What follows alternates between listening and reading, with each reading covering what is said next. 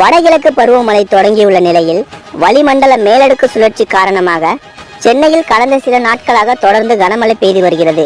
நேற்று முன்தினம் இரவு பெய்த கனமழையால் சென்னையில் தாழ்வான பகுதிகளில் முழங்கால் மற்றும் இடுப்பளவு மழைநீர் தேங்கியது. வீடுகளிலும் நீர் புகுந்ததால் மக்கள் பெரும் அவதிக்கு உள்ளாகியுள்ளனர்.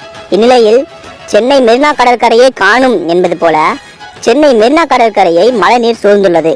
அந்த பிரத்யேக காட்சிகளை தற்போது பார்க்கலாம்.